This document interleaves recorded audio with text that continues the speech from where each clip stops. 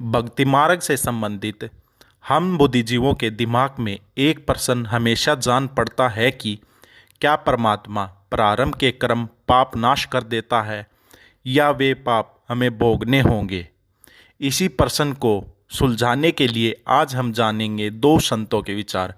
पहले कृष्ण प्रिया जी के विचार जानते हैं हम, उसके बाद इसी प्रश्न को सुलझाने के लिए हम जानेंगे संत रामपाल जी महाराज के विचार। तो ज्ञान चर्चा शुरू करने से पहले चैनल को सब्सक्राइब कर लें। पहले हम आपको देवी कृष्ण प्रिया जी का परिचय करा देते हैं। देवी जी वृंदावन की मूल निवासी हैं और 26 जनवरी 1997 को इनका जन्म हुआ था।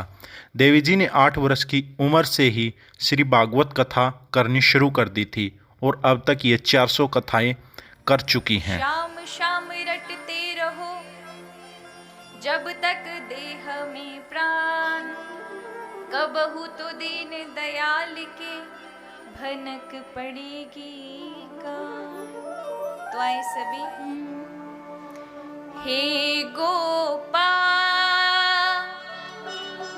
राधा कृष्ण गोविंद गोविंद। देवी कृष्ण प्रिया जी के इष्ट देव विष्णु अवतार श्री कृष्ण जी हैं।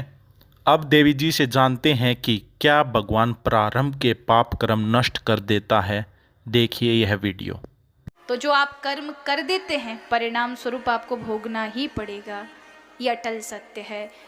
वह परमात्मा जगत नियंता है, हर चीज को देख रहे हैं और व्यक्ति जो जो कार्य करता है उसका परिणाम भी दे रहे हैं। जैसा जैसा कर्म करता है वैसा वैसे भोगते भी हैं, लेकिन भगवान केवल दृष्टा बनकर देख रहे हैं। कई बार तो लोग यही सोचकर बैठ जाते कि नहीं हम इतना भजन करते हैं लेकिन भगवान को देखो वो हमको इतना कष्ट दे करके बैठे हैं, हमारा कष्ट जाता ही नहीं है क्योंकि हमने कर्म ही ऐसे किए हैं। वह परमात्मा तो बड़े दयालु हैं कि अगर हमारे कर्मों का लेखा जोखा हमें एक ही जन्म में मिल जाए तो आप झेल ना पाए। यहाँ देवी कृष्ण प्रिया जी का कहना है कि भगवान प्रारंभ के पाप कर्म नष्ट नहीं कर सकता, यह अटल सत्य है। लेकिन भगवान दयालु इसलिए है क्योंकि वह उन पाप कर्मों को बांट कर देता आपको अलग अलग जन्मों में। एक जन्म में दे दे तो शायद हम वह कष्ट सहन न कर पाए, केवल इसीलिए भगवान की भक्ति करनी चाहिए। आगे देवी जी श्री कृष्ण जी का उदाहरण देकर समझाती हैं कि प्रारंभ का कर्म श्री कृष्ण जी को भी भोगना पड़ा। देखिए इस वीडियो क्लिप में। जरा विचार करें, भगवान श्री राम ने बाली को छुपकर बाण मारा था और इसके लिए वैसे तो वो परमात्मा है, इन सब कार्यों से दूर रह सकते हैं, श्रापों को मुक्त कर सकते हैं। वही जब द्वापर युग में कृष्ण बनकर आए तो उन्होंने इसी उसको बदले को पूर्ण करने के लिए उसी बाली को दूसरे जन्म में जरा बनाया था और द्वापर युग में वही जरा ने जब बाण मारा तो ठाकुर जी के चरणों में लगा था। तब वो रोने लगा, हे प्रभु ये मैंने क्या किया, मुझे मृत्यु दंड दे दीजिए। तब प्रभु कहते हैं जरा इसमें तुम्हारा अपराध नहीं है, ये तो वैर है, जो व्यक्ति कर देता है वो आपको भोगने पड़ते हैं। जब कर्म हमारे सामने उपस्थित होते तब हमारे पास निर्णय होता है हमें क्या करना चाहिए क्या नहीं करना चाहिए, और एक बार कर्म कर दिया तो फिर वही एक पैर की तरह आपको भोगना अनिवार्य है, टालने से भी नहीं टलेगा। ये थे देवी जी के विचार, जिन्होंने बताया कि प्रारंभ का कर्म भोगना होगा, जैसे श्री कृष्ण जी ने भोगा, उसे टाला नहीं जा सकता। अब जानते हैं संत रामपाल जी महाराज के विचार कि क्या भगवान प्रारंभ के कर्म को टाल सकता है। जितने भी ऋषि महर्षि संत हुए हैं ये कहते हैं कि प्रारब्ध का कर्म प्राणी को भोगना ही पड़ता है, भोगे से ही समाप्त होता है। बृहस्पति जी देवताओं के गुरु हैं और देवताओं के गुरु क्या कहते हैं कि इंद्र को बता रहे हैं कि जो आपको सुख प्राप्त है और जो आपको दुख प्राप्त है ये आपके पाप और पुण्य अक्षय हो रहे हैं, नाश हो रहे हैं, और यही तरीका है इनके नाश करने का। जैसे आप सुखी हो तो आपके पुण्य नाश हो रहे हैं, उनका भट्ठा बैठ रहा है पुण्यों का, और यदि आप दुखी हो तो आपके पाप नाश हो रहे हैं। ये प्रोसीजर, ये प्रोसेस बताया इन्होंने। लेकिन ये है इनका अपना लोक वेद, न ये वेदों का ज्ञान है और न ही ये कोई और अन्य किसी जिसने परमात्मा प्राप्ति की है उस महापुरुष का विधान है। वेदों में लिखा 8वें अध्याय के 13वें श्लोक में मंत्र में यजुर्वेद में कि परमात्मा तो घोर पाप का भी नाश कर देता है। किसी भी प्रकार का संकट आप प्राय भगवान उसको दूर कर सकता है। पुण्यात्माओं, यदि प्राणी को जैसा उसके भाग्य में है वैसा ही भोगना पड़े तो कोई ना भक्ति करे और ना भगवान की जरूरत फिर हमने। फिर आवश्यकता क्या है परमात्मा की? जिसके ऊपर कैर टूटना वो टूटेगा, फिर क्या की भक्ति करेगा वो? कर ली भक्ति फिर तक घुट्टी लावेगा, वो शराब पीने लगेगा या डाके मारेगा कि तो चोरी करेगा।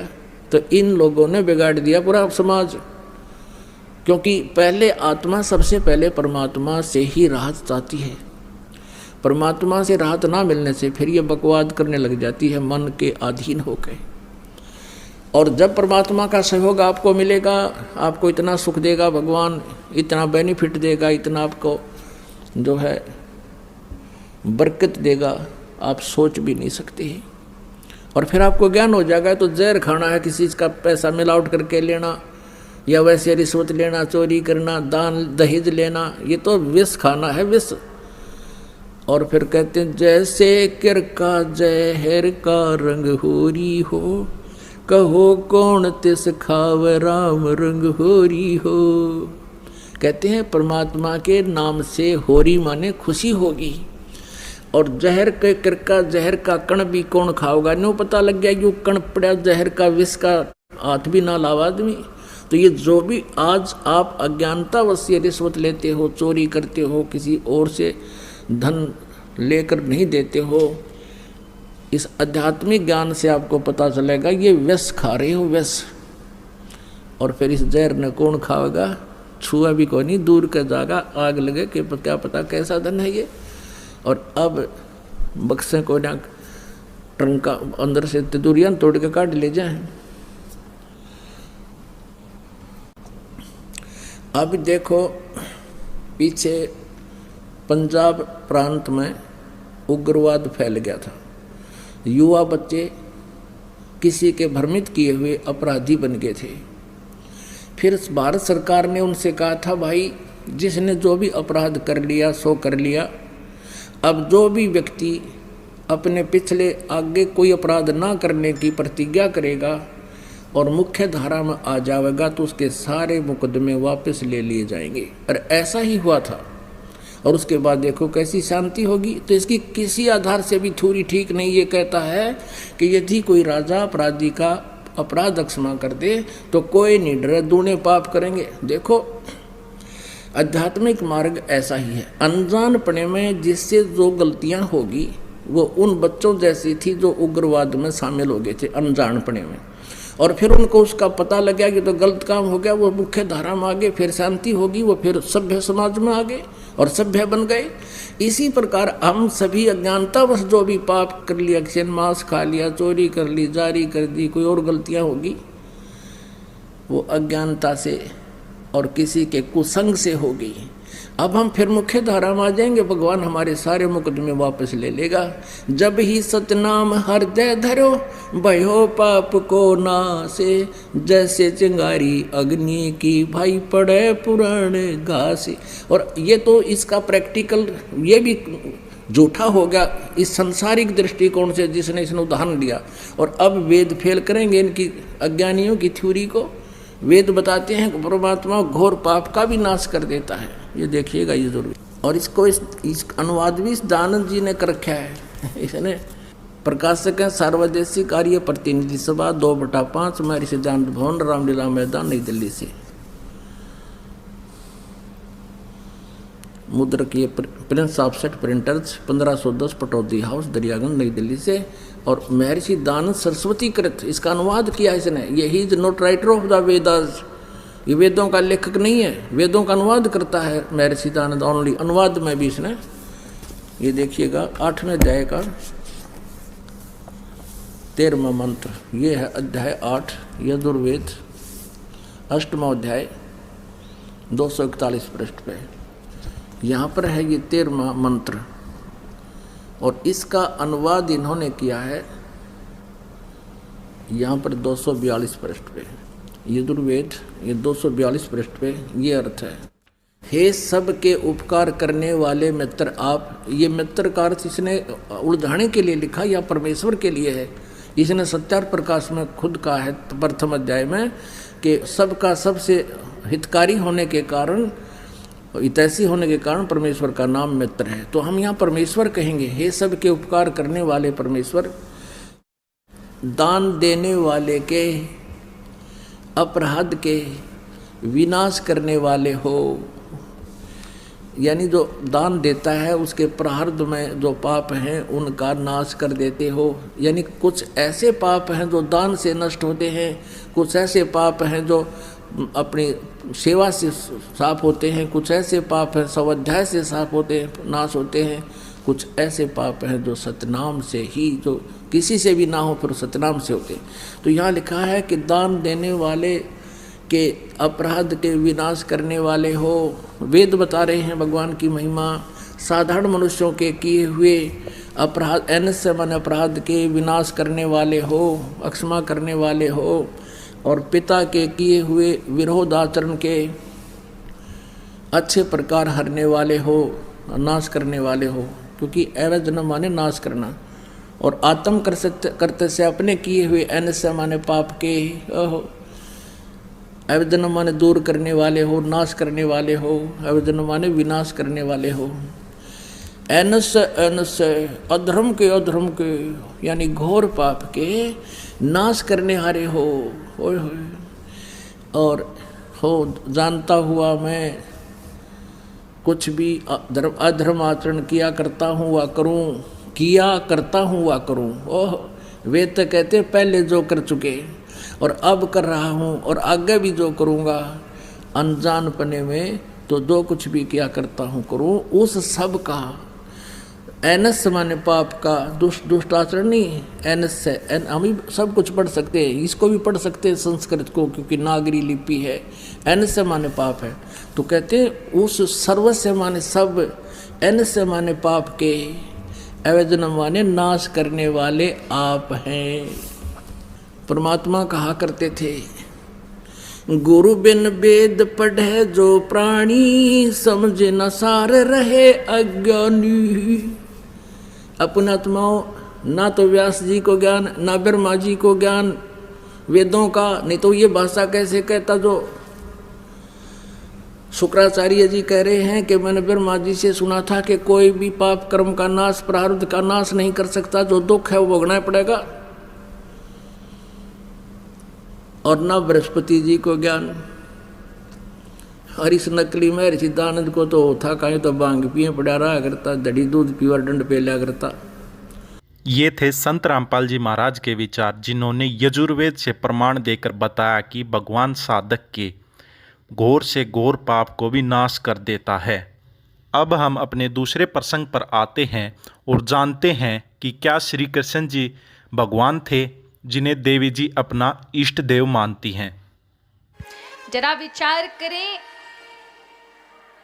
भगवान श्री राम ने बाली को छुपकर बाण मारा था, और इसके लिए वैसे तो वो परमात्मा है, इन सब कार्यों से दूर रह सकते हैं, श्रापों को मुक्त कर सकते हैं। वही जब द्वापर युग में कृष्ण बनकर आए तो उन्होंने उसको बदले को पूर्ण करने के लिए उसी बाली को दूसरे जन्म में जरा बनाया था।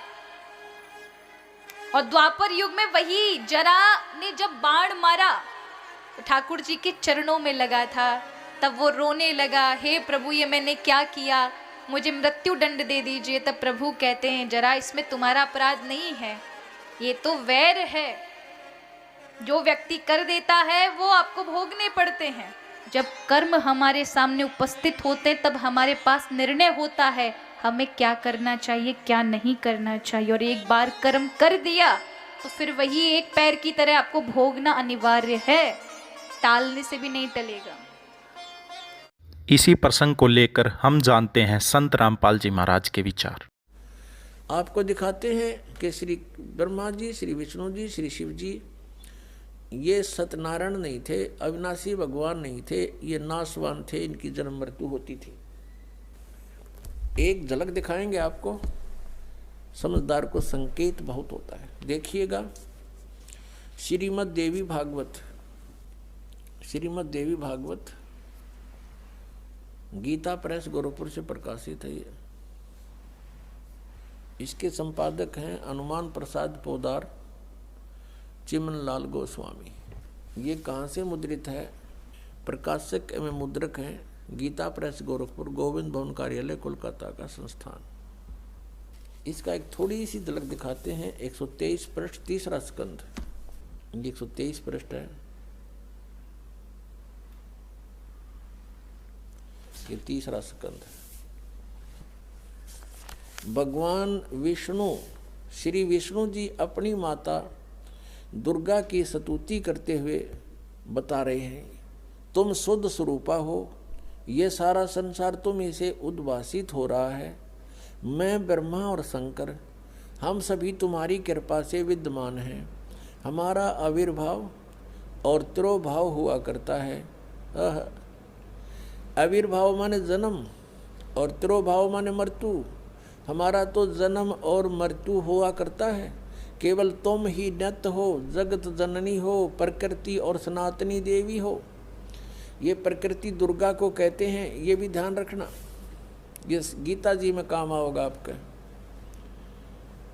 भगवान शंकर बोले, देवी यदि महाभाग विष्णु तुम्ही से प्रकट हुए हैं तो उनके बाद उत्पन्न होने वाले ब्रह्मा भी तुम्हारे बालक हुए। फिर मैं तमोगुणी लीला करने वाला शंकर क्या तुम्हारी संतान नहीं हुआ? अर्थात मुझे भी उत्पन्न करने वाली तुम ही हो। ये स्पष्ट हो गया। शंकर भगवान कहता है कि मैं जब ब्रह्मा भी आपसे उत्पन्न हुआ तो उसके बाद मेरी उत्पत्ति हुई, क्या मैं आपका बच्चा नहीं हुआ? मुझे भी उत्पन्न करने वाली तुम ही हो। शिवे संपूर्ण संसार की सृष्टि करने में तुम बड़ी चतुर हो। ये शिवे उसी को बोलते हैं, दुर्गा को। इस संसार की सृष्टि, स्थिति और संहार में तुम्हारे गुण सदा समर्थ हैं। उन्हीं तीनों गुणों से उत्पन्न हम यानी ब्रह्मा, विष्णु एवं शंकर, रजगुण ब्रह्मा, सतगुण विष्णु, तमगुण शिव जी, शंकर भगवान नियमानुसार कार्य में तत्पर रहते हैं। अब इस पवित्र पुराण ने, इस श्रीमद् देवी भागवत पवित्र पुराण ने 4 कंसेप्ट क्लियर कर दिए। एक तो ये कि ब्रह्मा विष्णु महेश नासवान है, इनकी जन्म मृत्यु होती है, ये सत्यनारायण नहीं है। और दूसरा ये हो गया कि दुर्गा इनकी माता है तीनों की।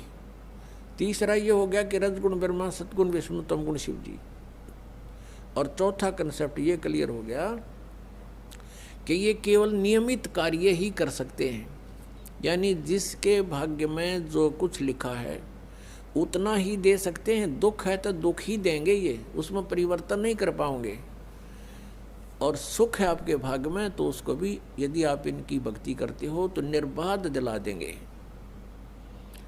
लेकिन ये कर्म, आपके कर्म में दुख है तो उसको परिवर्तन नहीं कर सकते। ये किसी भी प्रकार के पाप कर्म दंड का नाश नहीं कर सकते, ना संचित कर्म को नाश कर सकते और न ही ये प्रारब्ध के कर्म का नाश कर सकते।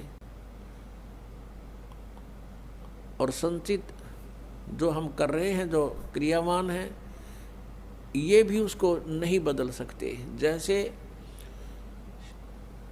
महाभारत का युद्ध हुआ, श्री कृष्ण जी ने बहुत कोशिश की, यानी विष्णु जी ने, कि ये युद्ध ना हो। उनकी 100 प्रयत्न करने पर भी युद्ध होकर ही रहा।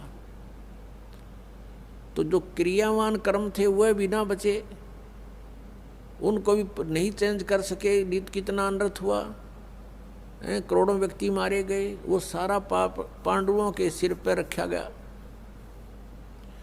और प्रारब्ध के कर्म को ये अपना भी नहीं काट सकते।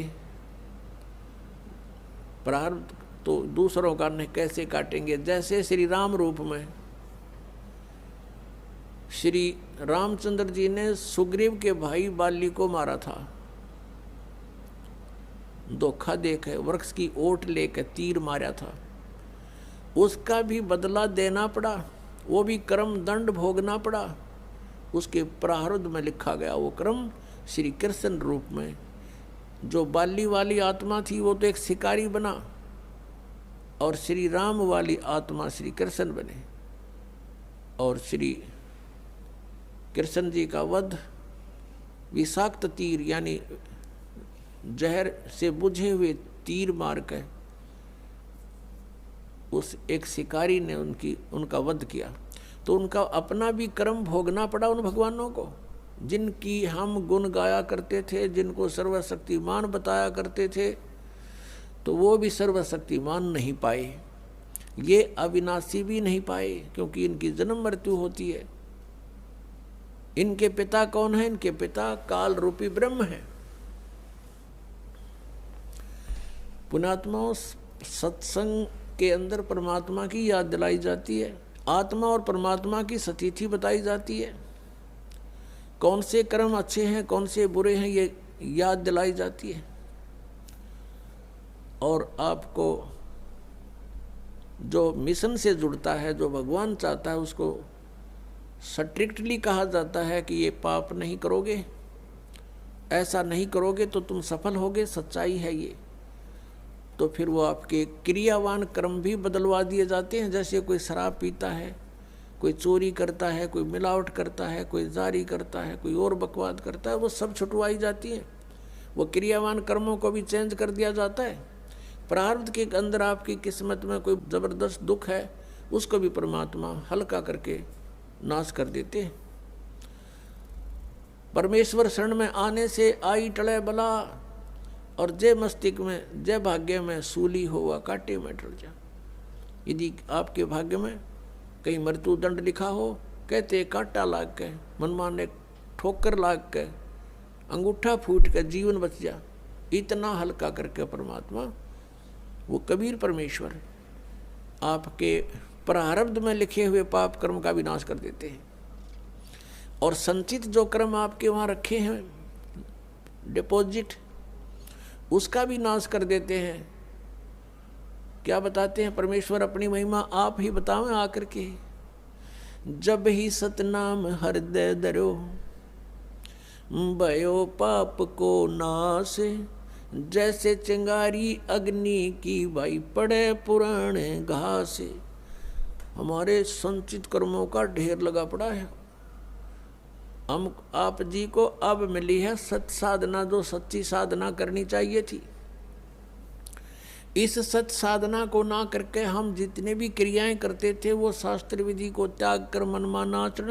हमारा कार्य केवल इतना था कि हमने मानव समाज के सामने दोनों मत रखे।